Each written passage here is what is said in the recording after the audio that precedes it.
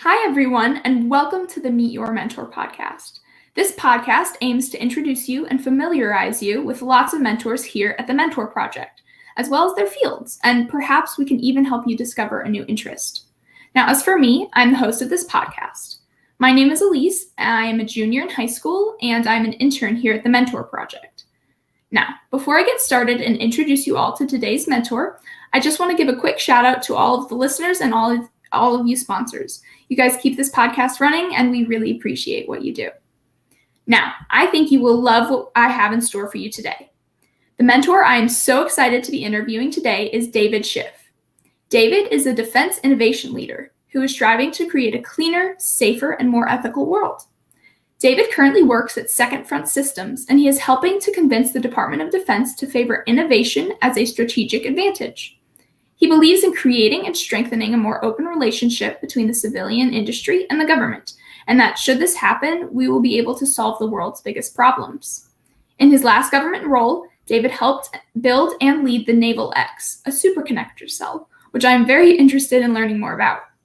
During this process, he worked directly under the Secretary of the Navy for Research and Development and the Chief of Naval Research. Clearly, David has tons of skills and experience, which I am so excited to talk more about. Take it away, David. Thanks, Elise. So, I really was flattered to be involved in the Mentor Project. Got invited last year by one of your other mentors, JJ Snow, who's an Air Force colonel and a friend of mine. And it's really important for me to continue paying it forward, mentoring and advocating for folks who need not only connections and information about my experience, but also just help brainstorming their own career paths and understanding the field that I work in, because I think a lot of people your age, people in their teens are looking at the career opportunities in front of them with, I think, a lot of movie and TV and book context, and not necessarily the context from folks in that field. So I spent 17 out of 19 years in my professional career with the Navy as a military officer and as a civilian. So I don't know everything about the Navy and Marine Corps, but I have really good context. And I want to make sure that folks who are looking into defense or defense adjacent industries go in with the most correct picture of what they're looking at. For some people, that will mean changing directions and going another way. And for other people who may not be interested, maybe it means that they consider that career path instead. Yeah, that's really interesting. And I like how you want to share your perspective and, the experience that you've had. So you obviously I gave a bio about you and you just did a little bit of explanation, but can you just kind of tell us how you got started with the Navy and how you realized you wanted to be a defense innovation or go into that? Yeah, of course. So I was not necessarily very interested in joining the Navy. My parents took me to the Naval Academy when I was about maybe 12, and I thought that they were taking me to like some kind of, penalty institution of some sort. So I was very nervous about that and not interested at all. And then I think it was very surprising to them. I was always patriotic, but I wasn't necessarily interested in the services. But I think they got a phone call about maybe 9 years later from me while I was at Vanderbilt undergrad, and told them I had just talked to the Navy recruiter and that I had decided to join. So I don't know if it was a bolt from the blue for them, but they were surprised and supportive. I'm sure my mom was nervous. My dad was excited as a city councilman, who had also served. He was a National Guard person back in the 70s. But yeah, I got interested in the Navy because like I'd mentioned earlier, I was a big movie and TV person, and I really wanted to serve the country. Both my grandfathers had served in World War II. So, but what really inspired me to do that back at the time was Robert Gates and Colin Powell had come to speak at my university. So Robert Gates had been CIA and Colin Powell had been part of the Joint Chiefs of Staff. Neither of them had secretary positions yet with the White House. I heard them speak, and they were just talking about giving back to the country and ways you can do that. And I just was thinking I need to go do something right after college. I want to go serve the country in some way. So I talked to the Marines and the Navy recruiter. And within about a year, I was booked for Navy officer candidate school. Wow. That's incredible that you were able to do that like very quickly, and also kind of the impact that those two people you mentioned had on you. So sorry, I'm trying to process. The phrase like defense innovation leader seems kind of straightforward, but I was wondering if you could talk a little bit more about that, and either just what that job entails, or maybe what a day in that job kind of looks like for you, something along those lines. Sure. So I'll clarify, because I think the word innovation has now become muddied. There's so many things and so many people using it that everyone does kind of wonder, what does anyone mean by innovation? Just something new? I think where I really came into contact with it first was I came across an article, this is about 2017, about Defense Innovation Unit Experimental, which is an organization that's a defense organization in Silicon Valley and also in Austin and Boston. And I was up for a fellowship, a rotation. So I got permission to go out there for a rotation out to Silicon Valley. And what they meant by innovation was connecting industry, especially startups and venture capital, with defense problems and defense opportunities, and trying to connect those sectors better. A lot of my industry feels like we were better connected across those spheres back in the 40s and 50s, when we felt like there was an imminent threat. And that had kind of separated, and that the private sector had really lapped us in certain ways in technology, taking sometimes military invented technology like the internet and GPS, and spinning it into other exciting opportunities. So we're trying to strengthen the bonds between those industries. That's what we think of as defense innovation, and trying to speed up the bureaucratic processes so that the people defending our nation are using the best and most accurate systems and weapons and ships and planes, making sure that we're protecting the nation and minimizing harm. So that's kind of what we meant by defense innovation. But even in my current job at Second Front Systems, we mean, I think, something similar, which is bringing the best practices, methods, and software tools to a workforce that has, in many ways, not had access to those. In some ways because of the security we require in the military, and in other ways because the private sector just moves so fast.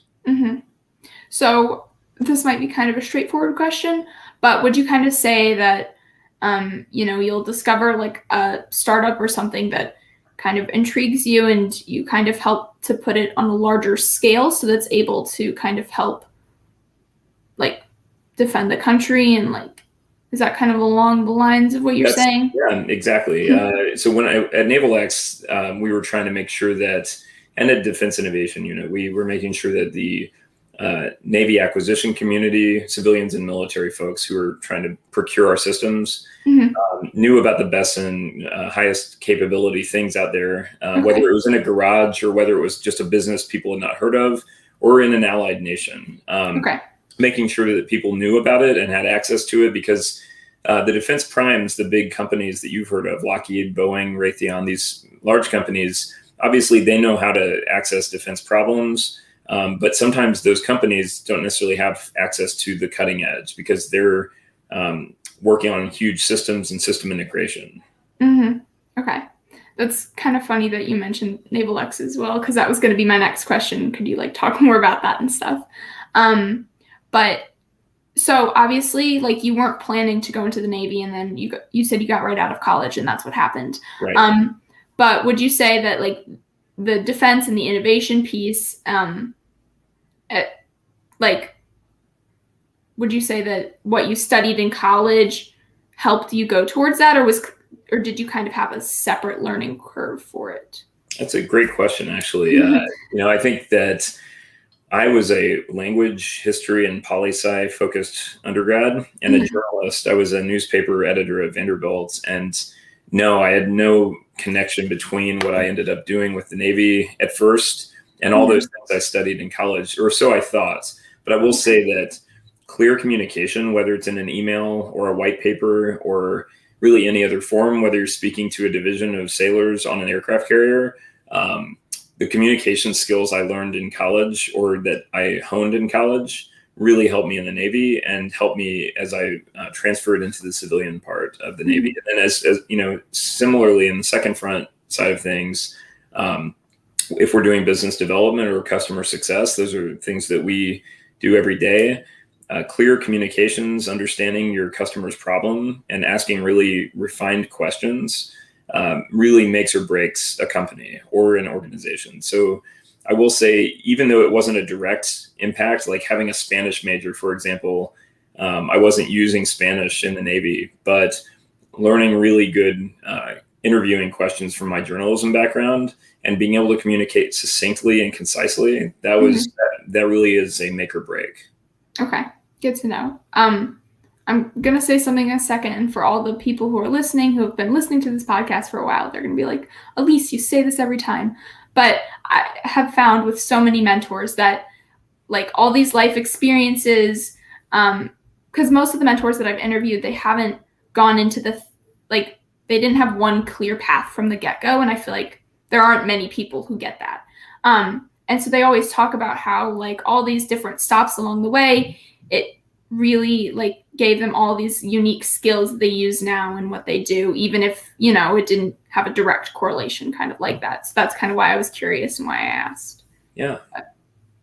Yeah. And I have to say, and no one likes knowing this, but you learn from your failures and the failures of those around you almost more than anything else, right? Mm-hmm.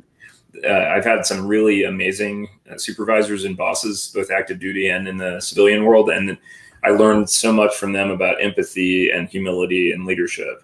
And then the people who had a lot of scarcity in that arena, and those things I just described, I learned a lot from them as well about what not to do. And sometimes you have to see someone doing something wrong to understand why you shouldn't do that. So internships like you're in right now, or a fellowship program or a grant program, like those are other areas to watch people both do well and not do well, and then make sure that you emulate the behaviors that make you want to be a leader like that.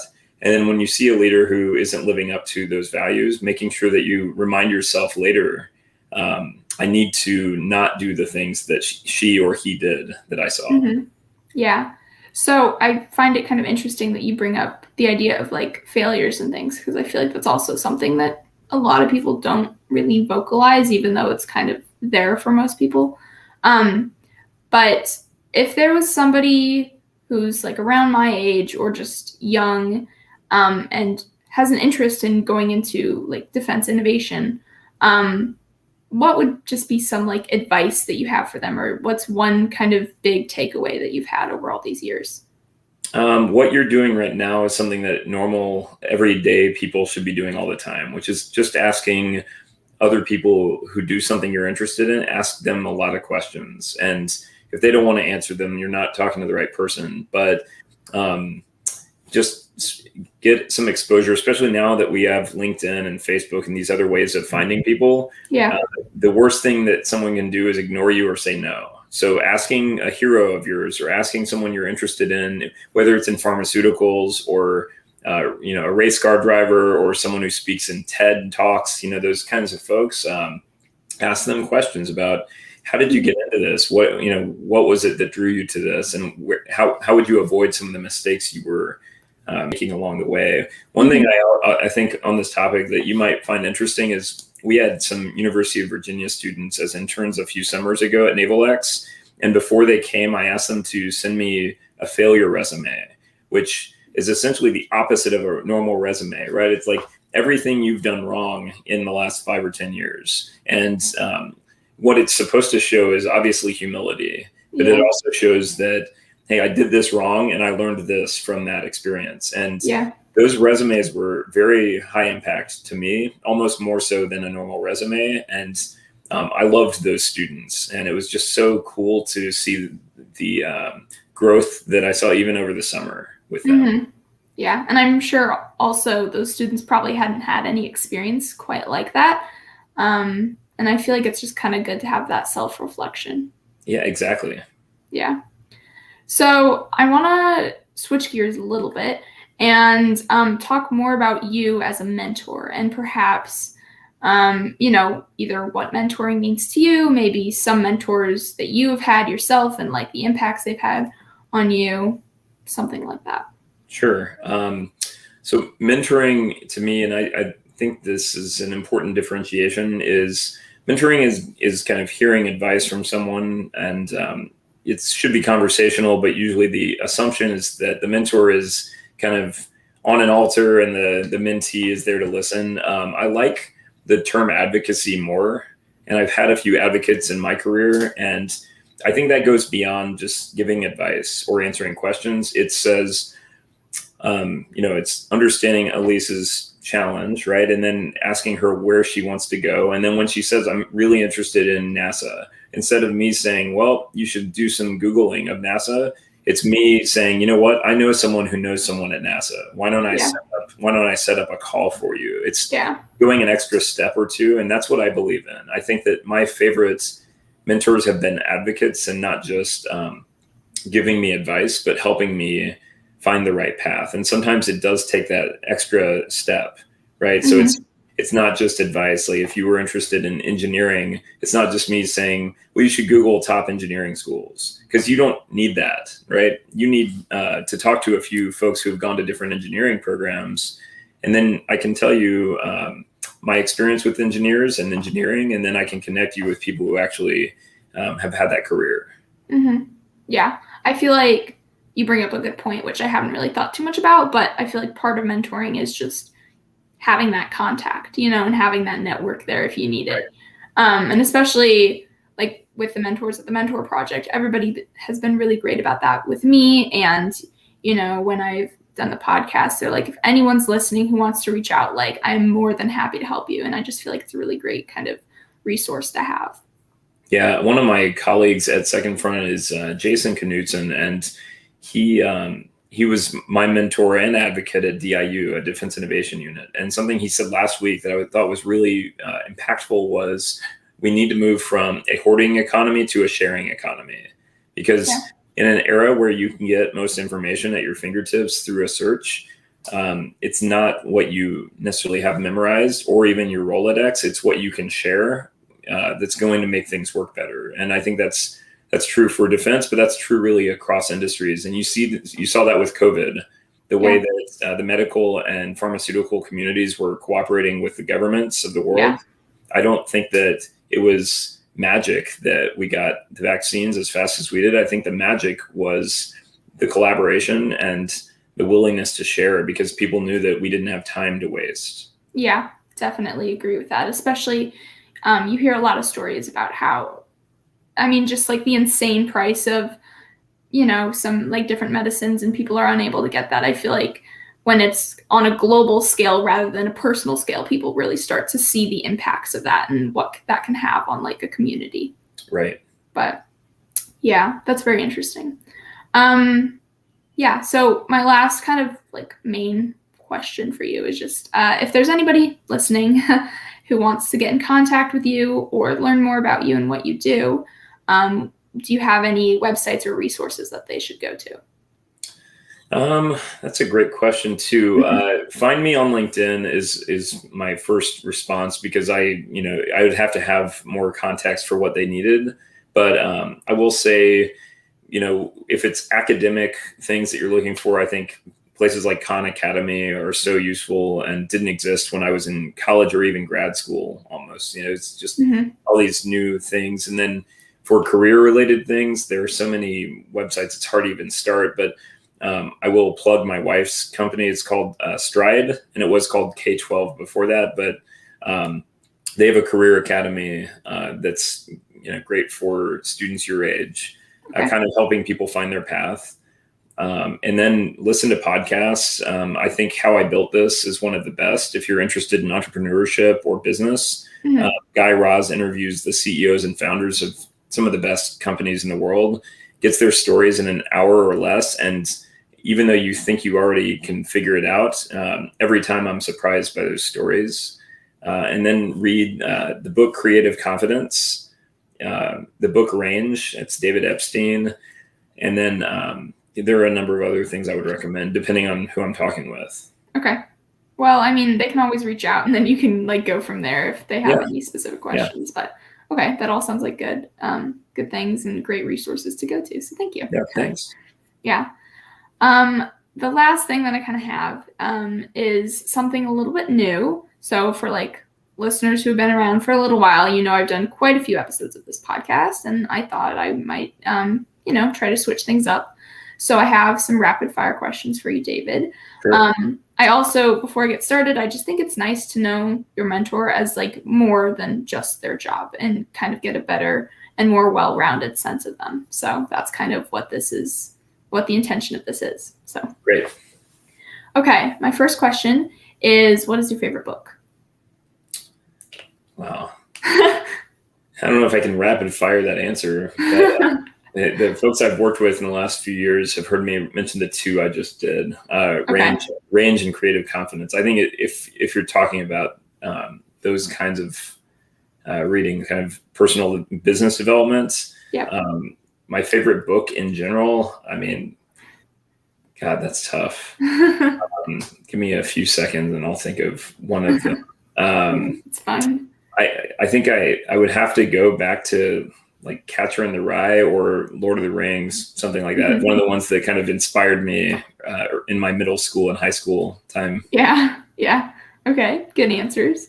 My second one is, do you play any instruments? And if so, what is it? I dabble poorly in the guitar, and my daughter's getting me into the piano. So she's almost 8. So I'm tracking her progress, and I'm hopefully going to follow in her footsteps eventually. It's very fun. My third question is, how do you spend your time off, like away from your job? With my family, walks, reading, hiking, and traveling. Very interesting. Yeah, I'm also a hiker as well. So that's always fun. We just got back from Colorado and Montana. So that was much appreciated time off. I have some family in Arizona, so we hike in like Phoenix and Sedona a lot, which is fun. Great. Antelope Canyon, you have to tell me what that's like because I've never been. Okay. We're supposed to be going in a few months, so I'll let you know. Okay. My last question is, what is your favorite movie franchise? Wow. It's another tough one. We just finished, because my daughter's like, I think, appropriate age for Star Wars and the Marvel Avengers series. I would say I love both of those. I think I have to, just because of my back to my middle and high school self, I would have to say Star Trek as well, just because as one of my friends, John Margolick, put it, it's kind of it's a beautiful way he captured this, why Star Trek was so important. He was saying, we've gotten to a utopia on Earth in this fiction, right? And what we've decided to do with that capability is send our best and brightest out to explore the galaxy and to spread the best things that they can to others, and to learn and meet other people, or other species in this case. And I thought it was a nice way to capture that. Yeah, it's definitely very like well put. I am partial to the Marvel Cinematic Universe myself, but I have seen a little bit of Star Wars, and I definitely am interested in watching more of that and Star Trek. So yeah, there's never ending between the Mandalorian and the cartoons. Like, you can watch Star Wars for probably a few months in a row. Yeah, definitely. There's a lot to catch up on. It's a little bit daunting, but I guess people would feel that same way about like Marvel if they hadn't watched any of it. So yeah, I have to say I'm more and more a fan of Captain America over all the others now, just because I think he has the best heart. Yeah, I definitely understand that. Have you by chance watched any of the shows that have come out recently? Which ones? The Falcon and the Winter Soldier. Yes, that is really. Yeah. Okay. Yeah, because I like the Falcon. I put him right up there with Captain America. Yeah, that is why I asked. But yeah, those are both very good characters. So definitely fan favorites as well. Yeah, I think what's interesting and pertinent about those stories is they help us kind of address the problems in our real world. Like, how do we deal with immigration? Because that's what the Falcon and the Winter Soldier talks about. And very difficult and divisive topics, kind of really throughout American history. And, it shows you what happens if you do an extreme, and usually the extremes are not the best ideas. Mm-hmm. Definitely. I feel like, as the MCU has gotten a little bit older as well, I feel like they've done a better job of handling those issues and talking more about them as well, which has been an interesting development to see, I suppose. Yeah. Well, those were all of my quote unquote rapid fire questions for you. But I've got one for you. What do you think after all these interviews you've done? What are you leaning toward career wise? Ooh, that's a good question. I'm not really sure. So my dad is an engineer and an entrepreneur. And growing up, I was like, oh, I'm going to be an engineer. Like, I just know that's what I'm going to do.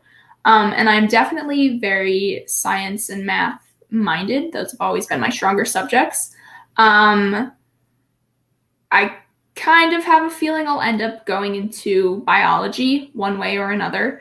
But I have a big interest in like film and like directing, producing, all of the above.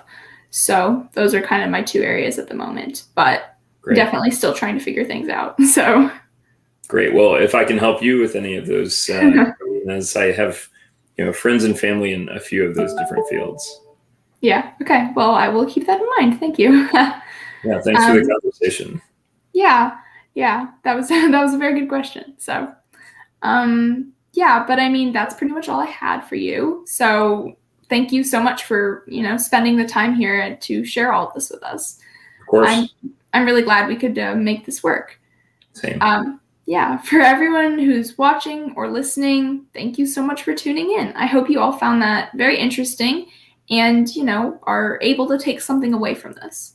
If you want to learn more about David, you can feel free to go to the places that he mentioned, which I will also put in the description of this podcast. And if you want to learn more about the Mentor Project, you can feel free to go to www.mentorproject.org. I hope to see all of you back here next week. Once again, thank you so much to our sponsors for making this podcast possible. We appreciate everything you do. And because of our listeners and watchers, we're able to keep this podcast going. So we are very thankful for you as well. I hope everybody has a great week. And thank you so much, David. Yeah, thank you.